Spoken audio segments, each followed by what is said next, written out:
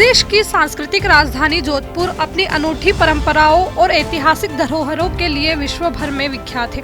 इस कड़ी में आगामी 19 अप्रैल को अक्षय तृतीया के पावन अवसर पर शहर के बाईजी का तालाब स्थित घांची समाज की बगीची में एक अत्यंत दुर्लभ और प्राचीन आयोजन होने जा रहा है। घांची समाज द्वारा आयोजित होने वाले इस पारंपरिक धनी कार्यक्रम में करीब 890 वर्षों से चली आ रही एक अनोखी रस्म निभाई जाएगी। इस अनुष्ठान की सबसे बड़ी विशेषता यह है कि इसमें छोटे बच्चों के माध्यम से आने वाले वर्ष के लिए अकाल सुकाल वर्षा की स्थिति और यहाँ तक कि देश के राजनीतिक माहौल के बारे में भविष्यवाणियां की जाती है।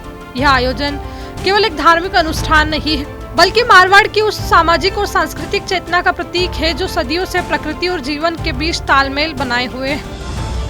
कार्तिक माह जो विशेष करके आज का जो अक्षय तृतीया, वैशाख शुद्ध तृतीया, ये अखंड तिथि है अक्षय तृतीया, विशेष करके इसके ऊपर निर्भर सारा संसार में पहले भाव का निर्धारण, समय के वातावरण का जो है अपना ज्ञान इसके आधार पर होता था। तो इसके कार्तिक स्वामी विशेष करके कार्तिक ऋषि के ऊपर ये आधार माना गया है। तो इस समय में तो बार जो वजह से स्थिति में जो धनी चली गई है, ये मतलब घांची समाज में विशेष करके लोगों के हित के लिए ये परंपराओं से ये जो है ये कार्यक्रम जो चल रहा है, और विशेष उनके लिए जो है आभार है। और इस दुनिया में बड़े बड़े गाँव में भी इस तरह का जो अपने जो होता था, कहीं पर इस आटे के जो है लोहे बना करके और तालाब में घड़े के अनुसार में, और भारतवर्ष में ये जोधपुर में जो है ये अपने विशेष करके जो है यज्ञ के द्वारा आज जो देखा गया उसके लिए जो है काल सुगाल के बराबर है। और वैसे विदेशी एजेंसियों का भी प्रभाव यहाँ पड़ेगा और प्रदूषण रहेगा, और जो है भाव दोनों का जो है विचार बराबर रहेगा। काल और सुगाल का बराबर जो है यूं क्या है माना गया है। ऐसे काल का प्रभाव ज्यादा रहेगा, ऐसे विशेष कंपनियों का प्राचीन अपने प्रदूषित जो है वहाँ माहौल का इसके जो है इसका होता रहेगा। और उसके साथ में वापस प्रकृति द्वारा वापस कोई ऐसी शक्ति प्रदान होगी जिसके बराबर जो है कोई नुकसान होने की संभावना भी कम रहेगी।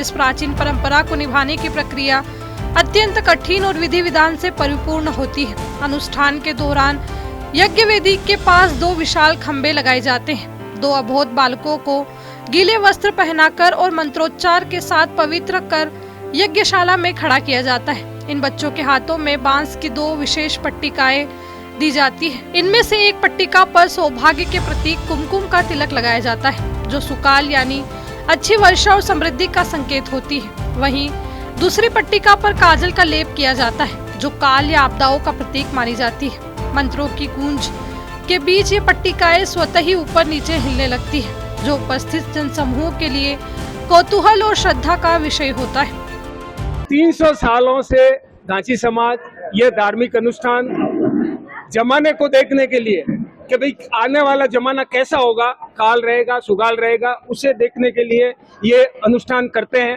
और बुजुर्ग लोग इस अनुष्ठान में जो धनी की स्थिति रहती है उस स्थिति को देखकर, धनी में जो प्रतिस्पर्धा होती है उसे देखकर कयास लगाते हैं और भविष्यवाणी करते हैं कि आने वाला जमाना कैसा होगा, बारिश कितनी होगी, विश्व में और देश में शांति व्यवस्था या कैसी रहेगी।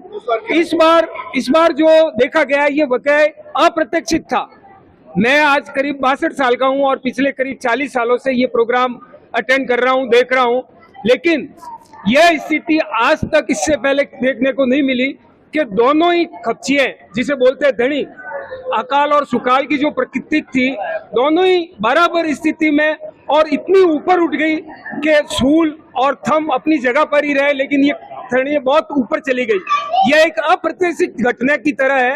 तो इस बार कयास लगाना बड़ा ही मुश्किल है। क्या होगा कुछ नहीं कह सकते, समय ही बताएगा कैसे होना है, क्या होना है।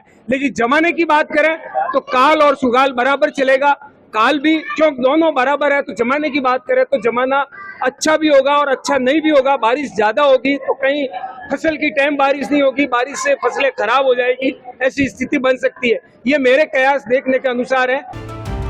भविष्यवाणी का मुख्य आधार खंबे पर लगा बबूल का कांटा होता है। यदि मंत्रोच्चार के दौरान बच्चों के हाथ में थमी कुमकुम लगी पट्टी इस कांटे को छू लेती है तो इससे आगामी वर्ष में भरपूर वर्षा शांति और खुशहाली का शुभ संकेत माना जाता है। इसके विपरीत यदि काजल लगी पट्टी कांटे को छूती या तोड़ती है तो इसे प्राकृतिक विपदाओं, अकाल और राजनीतिक संकट की आशंका के रूप में देखा जाता है। वेदी के नीचे मिट्टी पर 7 प्रकार के अनाज, गुड़ और पताशे भी रखे जाते हैं, जो कृषि और अर्थव्यवस्था से जुड़े संकेतों को पुख्ता करते हैं। शहर के बुजुर्गों का मानना है कि यह विधि सटीक होती है और लोग इसी के आधार पर अपनी भविष्य की योजनाएं तय करते हैं। सालों से चला आ रहा है और क्या है ये धरने का प्रोग्राम सोचते आवाज गांची समाज विकास समिति की ओर से करीब 300 वर्षों से चला आ रहा है। यह प्रोग्राम सुकाल और अकाल के बारे में बताता है और राजनीतिक स्थिरता और अस्थिरता के बारे में बताता है। आज की जो धरने का प्रोग्राम है उसमें विश्व में अशांति, लेकिन भारत में थोड़ा उथल पुथल का ही बताया है। और सुकाल और अकाल बराबर चलेगी, क्योंकि दोनों जो चपटी है सुकाल की और अकाल की है ये बराबर ऊपर नीचे होती रही है, इसलिए ये बराबर का प्रोग्राम उथल चलता रहेगा। राजनीतिक क्या रहेगा, बारिश का क्या रहेगा? बारिश में कभी कम बारिश तो कभी कहीं और बहुत ज्यादा बारिश होगी। राजनीतिक में विश्व में अशांति बहुत ज्यादा रहेगी, लेकिन भारत में स्थिरता रहेगी। घांची समाज के बुजुर्गों के अनुसार यह परंपरा उस दौर में शुरू हुई थी जब जीवन पूरी तरह से वर्षा और कृषि पर निर्भर था। उस समय धनी अनुष्ठान से मिलने वाले संकेतों के आधार पर किसान यह तय करते थे कि उन्हें किस फसल की बुआई करनी है, बरसात का पानी कैसे सहेजना है और पशुओं के लिए चारे का प्रबंध कहां से होगा। आज के आधुनिक युग में भी इस परंपरा की प्रासंगिकता कम नहीं हुई है।